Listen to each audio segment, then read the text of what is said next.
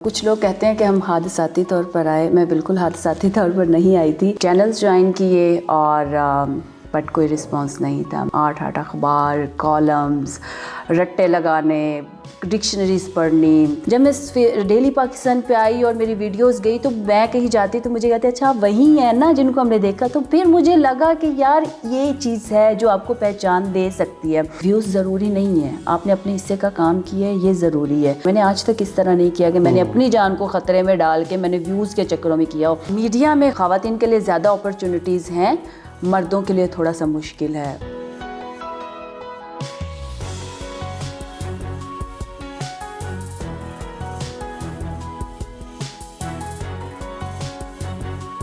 औज़ुबिल्लाहिमिनश्शैतानिर्रजीम बिस्मिल्लाहिर्रहमानिर्रहीम अल्लाहुम्मा सल्लि वसल्लम अला सय्यिदिना मुहम्मदिन व आलिहि बिक़दरि हुस्निही व जमालिही व नूरिही व कमालिही।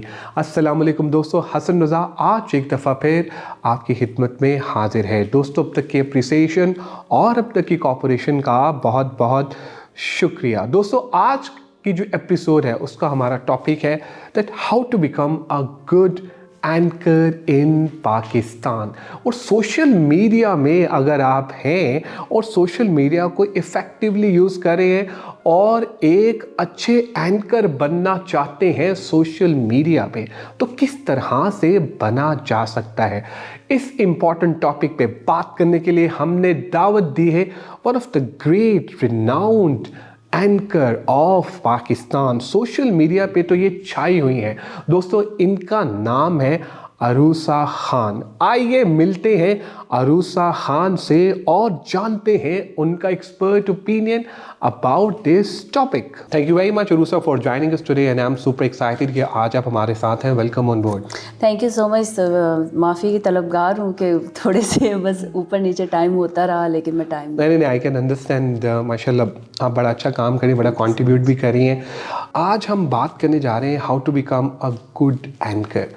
आपकी मैंने वीडियोस देखी, मतलब शायद ही कोई ऐसी वीडियो कि माशाल्लाह जो अच्छे उसको व्यूज़ ना आए हों। बहुत सारे व्यूज़ भी माशाल्लाह आते हैं और आप ज़रा बहुत अच्छा काम भी कर रही हैं और कंटेंट भी बड़ा स्ट्रॉन्ग है। तो सबसे पहले would like to know about it कि आप इस फील्ड में आई कैसे? इस फील्ड में मैं कुछ लोग कहते हैं कि हम हादसाती तौर पर आए, मैं बिल्कुल हादसाती तौर पर नहीं आई थी। मेरे वालिद साहब की ख्वाहिश थी कि मैं वकील बनूं और मैंने स्टडी भी की। मेरी बाकी फैमिली, मेरे भाई बहन वो लॉयर हैं, तो मेरे वालिद साहब की ख्वाहिश थी कि मैं भी बनूं। खैर उन्होंने स्टडी मुझे करवा दी और लेकिन मुझे मीडिया पसंद था। मुझे था कि कुछ होना चाहिए, लोग आपको पहचाने, आप 4 लोगों में जाएं तो लोग कहें अच्छा ये तो वही है ना जिसको टीवी पे देखा था। तो बेसिकली एक टीवी का क्रेज़ था। मैं लाहौर से नहीं हूँ, मैं उकाड़ा से हूँ। मैं लाहौर आई, मेरे वालिद साहब ने मुझे बहुत सपोर्ट किया इसमें। मैंने यहाँ पे चैनल्स ज्वाइन किए और बट कोई रिस्पांस नहीं था। मैंने पढ़ना, 8 अखबार, कॉलम्स, रट्टे लगाने, डिक्शनरीज़ पढ़नी, मैंने वर्ड्स सीखने, अभी तक सीखती हूँ। खैर वो तो एक मरहला चलता रहता है, बट मुझे कोई रिस्पांस नहीं मिलता था किसी चैनल से भी। तो मैं रोती थी और मैं कहती थी कि अच्छा। फिर मुझे बड़े दोस्त थे जो शुरू से साथ थे, तो वो कहते, आज भी हैं और वो टाइम याद भी करते हैं, तो वो कहते थे कि वापस चली जाओ। मैं कहती थी नहीं, वापस तो मुझे नहीं जाना, मुझे कुछ करना है। तो फिर मुझे था कि मुझे रिपोर्टिंग करनी चाहिए, शायद रिपोर्टिंग में हो जाए।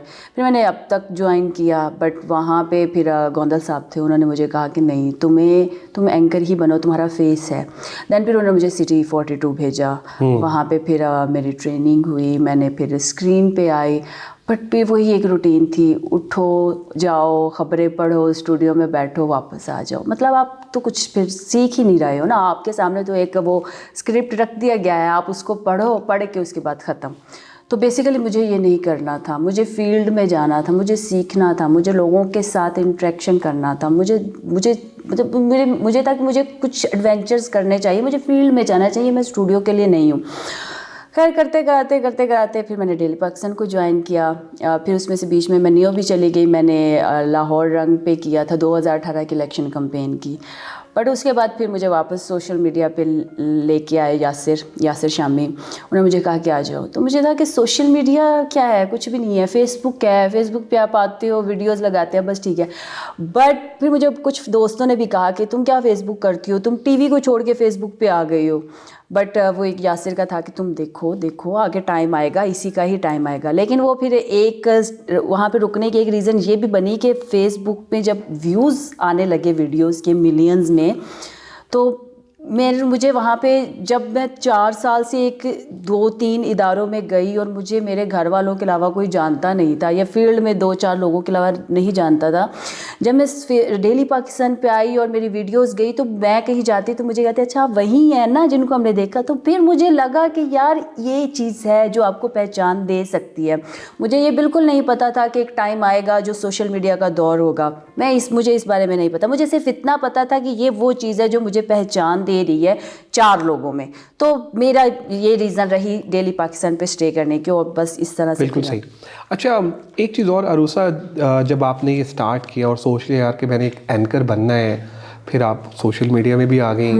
अक्सर फैमिली जो है, ख़ानदान वाले, वो कहते हैं ना शरीके जो होते हैं, शरीका, उनका एक होता है कि यार एक कुड़ी कितने चली गई है, एक किड़ी फील्ड ही चली गई है। तो जो पेरेंट्स थे तो वो इन जुमलों को किस तरह से वो रिप्लाई करते थे आपके बिहाफ पे?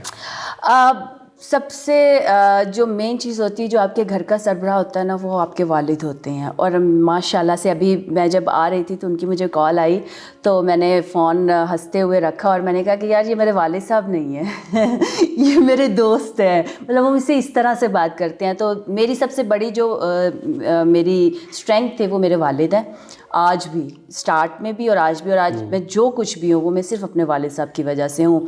फैमिली, आप ठीक कह रहे हैं, मेरी फैमिली इस हक़ में नहीं थी कि मैं टीवी पे आऊँ, because I am belong to Pathan family.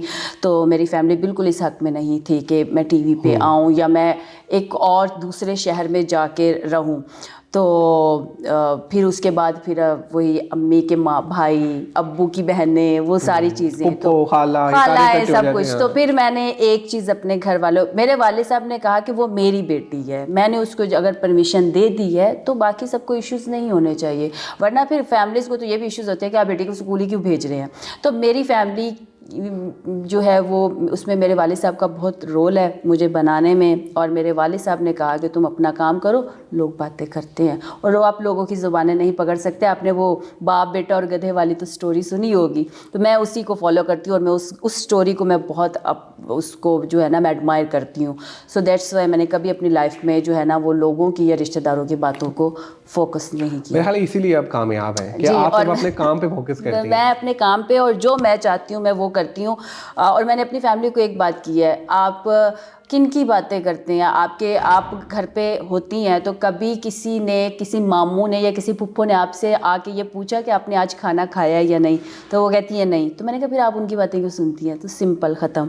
तो अब मेरी फैमिली माशाल्लाह से जो है वो काफ़ी सपोर्टिव है। फिर मेरे लिए भी कुछ लिमिट्स रखी गई थी कि ये लिमिट्स हैं, इनसे आगे नहीं जाना। और मैंने अपने फिर वाले साहब से प्रॉमिस किया कि ओके, बिल्कुल मैं सही। इनमें रहूँगी। अच्छा, जो आप स्ट्रगल करते हैं तब ज़रा टफ़ टाइम आता है, फिर आप रोते भी हैं, फिर आपकी ज़रा ज़िंदगी थोड़ी मुश्किल भी लगती है, लेकिन जब आप कामयाब होते हैं तो वही रिश्तेदार, वही रिलेटिव्स जो हैं वो कहते हैं देखा यार ये वही बच्चा था जिसको हम कहते थे ये कामयाब होगा। तो आपकी लाइफ में भी कोई ऐसे रिश्तेदार थे कि जब आप कामयाब नहीं थी तो आपको तंग करते थे, और अब जब आप कामयाब होगी तो आप कहते हैं नहीं नहीं, हम कहते थे ना कि रूसा एक दिन कामयाब होगी?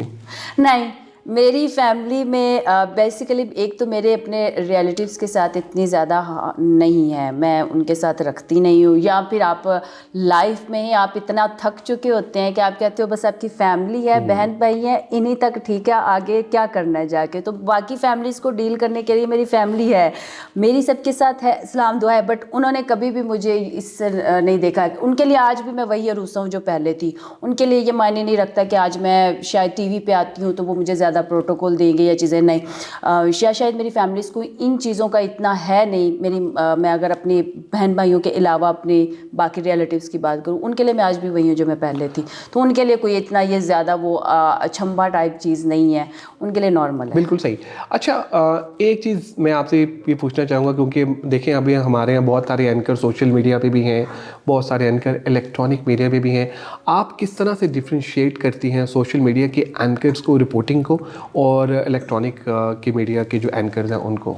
इलेक्ट्रॉनिक मीडिया जो भी है, लेकिन इलेक्ट्रॉनिक मीडिया आपको मैच्योर करता है। मैंने इलेक्ट्रॉनिक मीडिया किया और मुझे ये लगता है कि इलेक्ट्रॉनिक मीडिया ने मुझे बोलना सिखाया।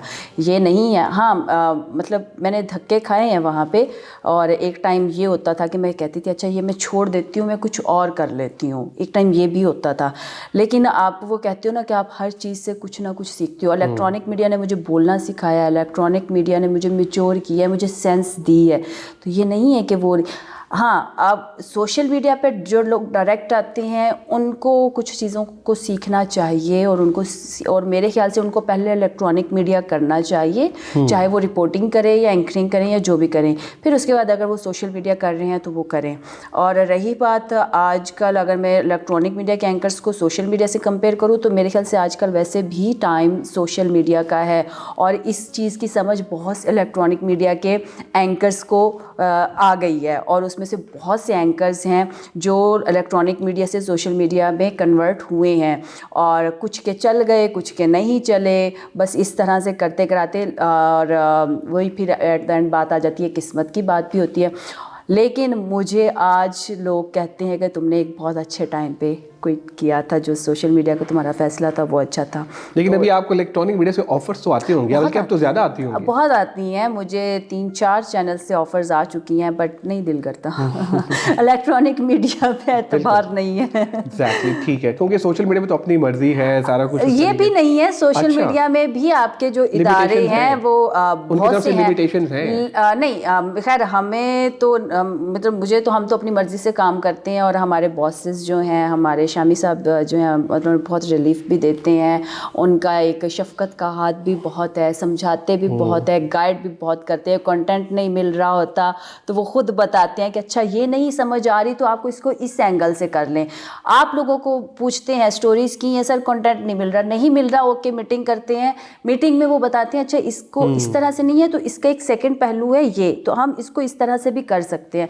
तो राहें हमवार हमारे लिए वो करते हैं। तो सो दैट्स वाई मेरे ख्याल से कि ये इस तरह का माहौल हर इदारे को देना चाहिए। इलेक्ट्रॉनिक मीडिया का तो नहीं आइडिया, लेकिन सोशल मीडिया के इदारों को इस तरह का माहौल देना चाहिए कि अगर एंकर के पास कंटेंट नहीं है तो आपके बॉसेस को या आपके मालिकान को चाहिए कि आपके लिए राहें हमवार करें, आपको गाइड करें कि इस तरह से नहीं हो सकता तो इसको इस तरह से कर लें। तो हमारे लिए राहें हमवार भी की जाती है और हमें गाइड भी किया जाता है। ठीक है। अच्छा अरूसा, जब हम आपके साथ ये सेशन प्लान करें तो people are following us on LinkedIn, YouTube, और जो हमारा फेसबुक का पेज है, हमें डिफरेंट क्वेश्चंस जो है ना हमारे फॉलोअर्स की तरफ से आते हैं। सोशल मीडिया की आपकी स्टार है माशाल्लाह, तो हमने ये सोचा कि आपके साथ ये सेशन प्लान करें। तो हमें 2-3 क्वेश्चन आए थे जो कि मैं फॉलोअर्स के बिहाफ पे पूछना चाहूँगा। एक तो ये कि एक क्वेश्चन ये था कि व्यूज़ के लिए जो एंकर्स हैं वो बहुत सारे स्टंट करते हैं, बहुत सारे ड्रामास करते हैं, बहुत सारी ऐसी चीज़ें करते हैं जिससे उनको लगता है कि व्यूज़ आएंगे, अपनी जान को भी ख़तरे में डाल लेते हैं। क्या ये वाकई ऐसा है? बिल्कुल ऐसा है। अभी रिसेंटली एक वीडियो भी नज़र से गुजरी जिसमें वाइल्ड लाइफ मैंने बहुत की है, और मेरे ख्याल से कि जहाँ तक मुझे लगता है मैंने एक स्टोरी कवर की थी सबसे पहले लायंस की, उसके बाद वो 20-22 शेर थे, तो उसके बाद वो स्टोरी बहुत वायरल हुई। उसके बाद मुझे बीबीसी से भी कॉल आई कि हमें उनके नंबर्स चाहिए, बहुत डिफरेंट प्लेटफॉर्म से आए। उसके बाद मैं जब वो सारा वाइल्ड लाइफ का या लाइन समझ, मुझे नहीं लगता कि लाहौर में कोई एक ऐसा बंदा होगा जिसके घर पे शेर होगा और वो मुझे नहीं जानता होगा या मैं उनको नहीं जानती होंगी। मैं ये सिर्फ लाहौर की बात कर रही हूँ। फिर मैंने आउट ऑफ सिटीज़ जाके, मुल्तान जाके भी मैंने कवर किया, मैंने कराची में भी जाके कवर किया, लेकिन मैंने आज तक इस तरह का कोई रिस्क नहीं लिया। मैं हमेशा जानवर से दूर रही हूँ बिकॉज़ ऑफ वो जितना मर्ज़ी उसको टेम किया हुआ है, लेकिन एट द एंड वो है तो एक जानवर ही, ठीक है, तो आपको उससे दूर रहना चाहिए। मैंने अभी वो वीडियो की बात कर रही थी, उसमें वो एंकर जो है वो शेर के पास जाती है, शेर ने उस पर हमला किया और जहाँ तक अभी सुनने में आया है कि उसको कोई 6-7 टांके भी लग चुके हैं। क्या ज़रूरत है व्यूज़ ज़रूरी नहीं है, आपने अपने हिस्से का काम किया है, ये ज़रूरी है। आप व्यूज़ के लिए अपनी जान को क्यों ख़तरे में डाल रहे हो? मैंने आज तक इस तरह नहीं किया कि मैंने अपनी जान को ख़तरे में डाल के मैंने व्यूज़ के चक्करों में किया हो। आपके व्यूज़ आने, आपके वैसे भी आ जाएंगे। आपके व्यूज़ नहीं आने, आप 70,000 कोशिशें कर लें, आपके व्यूज़ नहीं आने, तो आपकी जान, पहले आप होंगे तो व्यूज़ आएंगे, आप नहीं होंगे तो व्यूज़ कहाँ से लेंगे? तो मेरे ख्याल से खुदारा ऐसा ना करें, ये बहुत गलत है और ये हो रहा है। बिल्कुल ये व्यूज़ के लिए ये सब कुछ प्लान हो रहा है, तो ये ना करें। बिल्कुल सही। अच्छा अरूसा, एक और क्वेश्चन जो भी हमारे फॉलोअर की तरफ से वो ये था कि ख़वातीन को थोड़ा सा मुश्किल होता है अपनी जगह बनाना सोशल मीडिया में या इलेक्ट्रॉनिक मीडिया में, क्योंकि मेल ओरिएंटेड सोसाइटी है। तो what do you think that कि अब क्या ऐसा ही है या ट्रेंड अब चेंज हो गया? मीडिया में ख़वातीन को, मेरे ख्याल से कि ख़वातीन ज़्यादा आसानी से, ख़वातीन के लिए ज़्यादा अपॉर्चुनिटीज़ हैं, मर्दों के लिए थोड़ा सा मुश्किल है। और ख़वातीन के लिए अपॉर्चुनिटीज़ बहुत ज़्यादा है मीडिया में। और मुझे अब भी अगर किसी चैनल से कोई दोस्त कोई कुछ भेजता है तो या कोई मैसेज करेगा या कॉल करेगा तो वो यही कहते हैं, यार हमें एक फ़ीमेल एंकर चाहिए। और मैंने अभी 2 दिन पहले भी वो थोड़ा सा एक इस तरह का मैसेज फॉरवर्ड किया था कि किसी एक इदारे को चाहिए। तो ख़वातीन के लिए ज़्यादा अपॉर्चुनिटीज़ है, मर्दों के लिए थोड़ी सी उनके लिए थोड़ी सी मुश्किलात हैं। तो मेरा नहीं ख्याल, टाइम बदल रहा है, टाइम चेंज हो रहा है। Thank you very much, Arusa. I mean, you were amazing and superb in the whole session.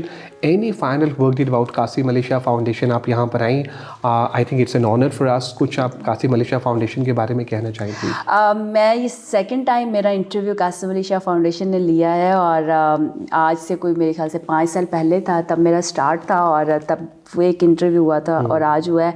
और मेरे लिए बड़ी ऑनर की बात है कि मुझे सेकंड दफ़ा आप लोगों ने इनवाइट किया और कासिम अली शाह साहब से मेरी मुलाकात हुई है। ही सो हम्बल। और बस मैं सर आपका इंटरव्यू करना चाह रही हूँ, मुझे टाइम दे दे। बाकी थैंक यू सो मच। ठीक, थैंक यू।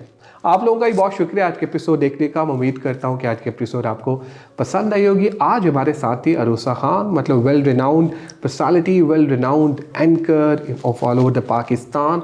बड़ी कंट्रीब्यूशन इनकी रही है, इनकी बहुत सारी वीडियोस वायरल भी हुई हैं, बहुत अच्छे कंटेंट पे इन्होंने काम भी किया। दोस्तों आज उन्होंने हमें ये बताया कि एक अच्छा और बेहतरीन एंकर किस तरह से बना जा सकता है। दोस्तों अपना फीडबैक हमसे ज़रूर शेयर कीजिएगा ताकि हम भी इम्प्रूव कर सकें। दुआओं में याद रखेगा। इंशाल्लाह अनकरीब एक नई टॉपिक, नई गेस्ट के साथ आपकी खिदमत में दोबारा हाजिर होंगे। Take care, bye bye.